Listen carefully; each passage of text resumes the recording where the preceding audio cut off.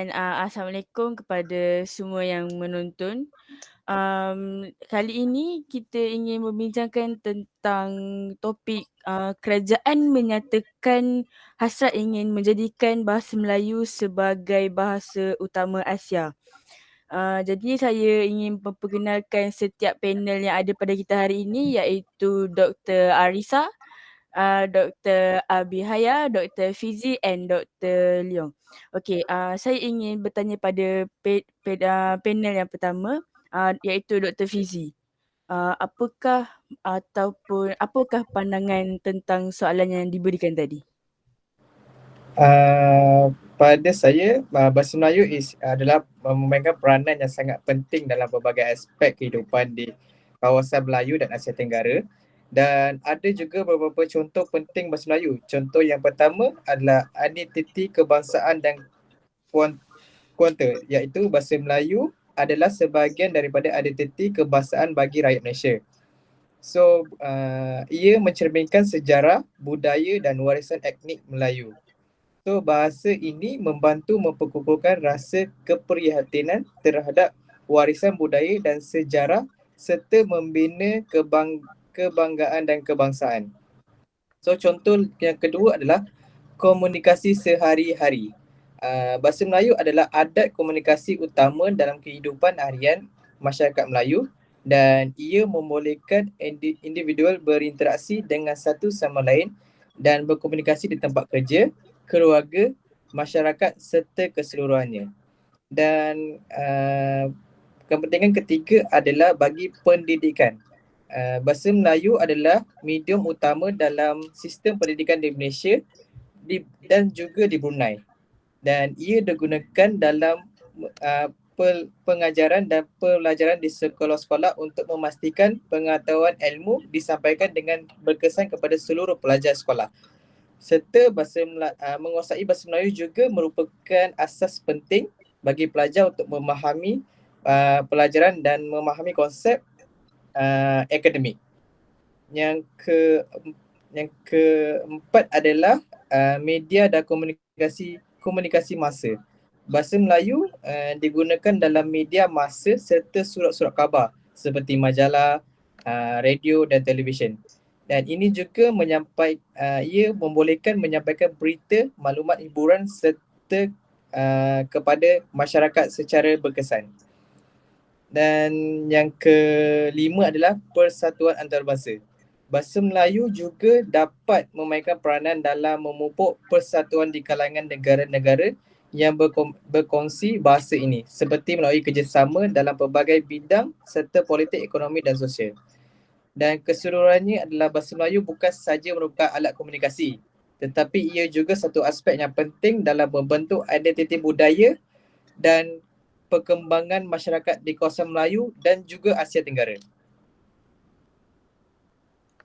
Okey, terima kasih pada Dr. Fizi. Seterusnya saya ingin bertanya pada panel yang kedua, iaitu Dr. Abinaya. Okey, saya ingin bertanya pada soalan bagaimana penguatan pengajaran bahasa Melayu ataupun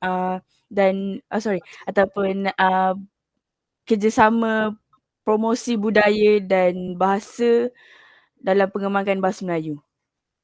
Okey, terima kasih untuk pertanyaan soalan ni. So, pada pendapat saya, menguatkan pengajaran bahasa Melayu dalam kalangan sekarang meningkatkan kualitasi pengajaran bahasa Melayu di sekolah-sekolah dengan mengembangkan kurikulum dan lebih efektif dan relevan. Ini boleh meningkatkan pelatihan guru dalam pengajaran bahasa Melayu, juga mementingkan ini akan membantu siswa dan masyarakat umum lebih nyaman, mahir berkomunikasi dalam bahasa Melayu. Mereka juga akan mahir dan berkomunikasi dalam bahasa Melayu. So, pada pendapat saya, promosi dan kebudayaan bahasa, langkah-langkah ini boleh mengadakan acara budaya festival boleh membantu juga untuk meningkatkan pemahaman dan pemahaman terhadap bahasa Melayu di luar negeri dan di dalam negeri.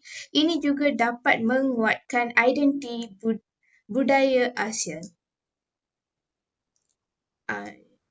Itu dia. Alright, terima kasih Doktor. Seterusnya pada panel ketiga saya ingin bertanya pada Dr. Leong Jin. Okay,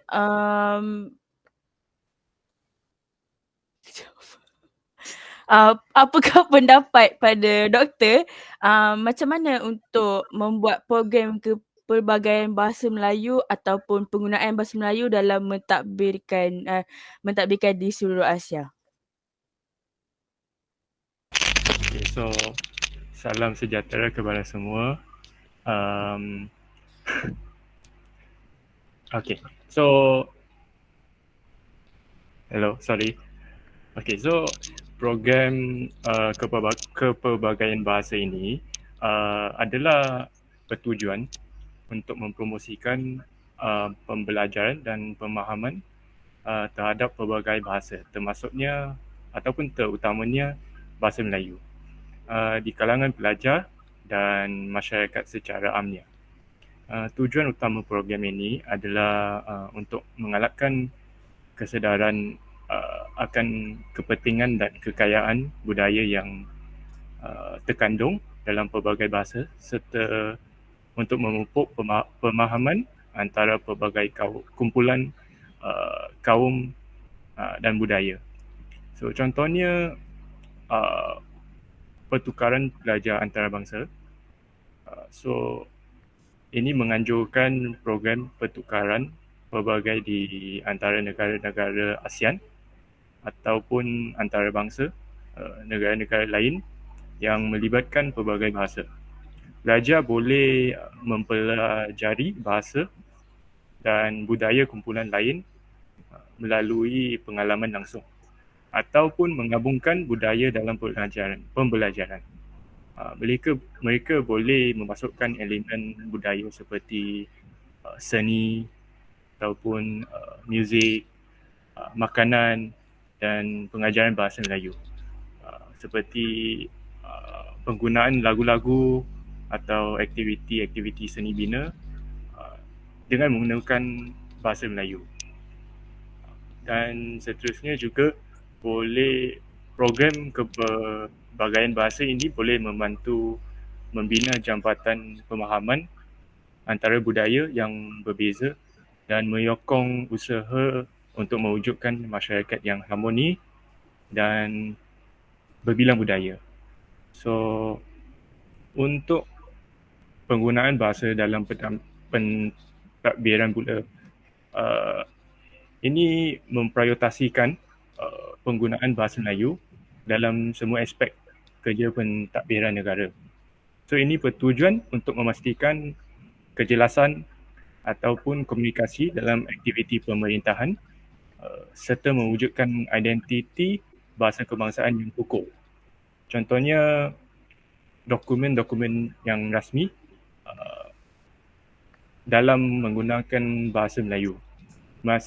Ini akan menghasilkan dokumen-dokumen pentadbiran ini seperti perundangan, peraturan ataupun arahan ada dalam bahasa Melayu untuk memastikan kesemua rakyat memahami hak dan tanggungjawab mereka. Dan seterusnya pengucapan awam boleh juga boleh juga dibuat dalam bahasa Melayu. Ini memastikan ucapan-ucapan rasmi ataupun kenyataan media sambutan pentadbiran diadakan dalam bahasa Melayu untuk menghormati status bahasa kebangsaan kita. Dan penggunaan bahasa Melayu ini dalam pentadbiran memainkan peranan penting kerana dalam memastikan keberlanjutan bahasa kebangsaan serta memupuk semangat perpaduan di kalangan pelbagai lapisan masyarakat negara kita. Itu saja. Terima kasih. Alright, terima kasih doktor. Seterusnya saya terus pergi kepada Dr. Arisa. Saya ingin menanyakan satu soalan. Andai kata kalau doktor diberi peluang untuk menjadi Perdana Menteri di Malaysia, apakah ataupun bagaimana cara untuk doktor memperluaskan ilmu dari segi bahasa?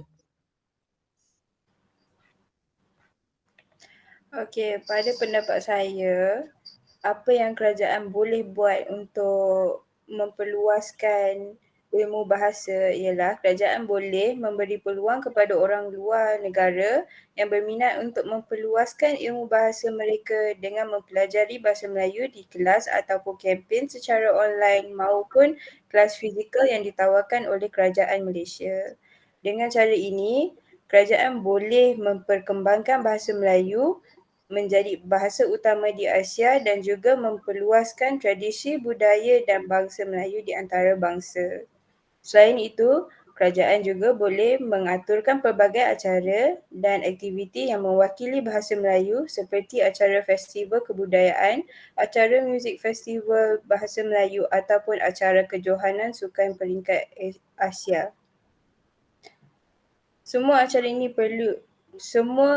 ini perlulah ditawarkan dalam bahasa Melayu yang untuk memberikan lebih impak dan kesan supaya kerajaan dapat mencapai target untuk memperluaskan perkembangan bahasa Melayu dari segi sektor pelancongan, ekonomi dan juga bahasa budaya dan bangsa Melayu di seluruh dunia.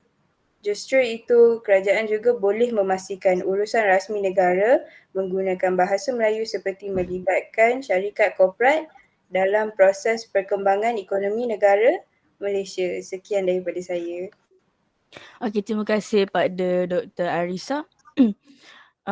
Semua panel saya sudah bertanya dan berbalik kembali soalan menjadikan bahasa Melayu sebagai bahasa rasmi dalam Asia.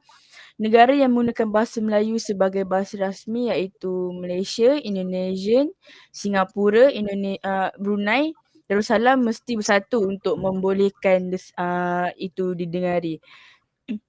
ASEAN kini menggunakan bahasa Inggeris sebagai bahasa rasmi. Sebolehnya kita tahu apa satu bahasa yang dituturkan oleh negara Asia yang dipilih bagi mewakili identitinya. Itu adalah satu cabaran yang besar bukan saja untuk Malaysia, bahkan untuk semua negara Asia lain, terutama untuk meyakinkan mereka bagi menerima dan mempelajari bahasa Melayu. Dan itu saja topik kita pada hari ini. Sekian, terima kasih.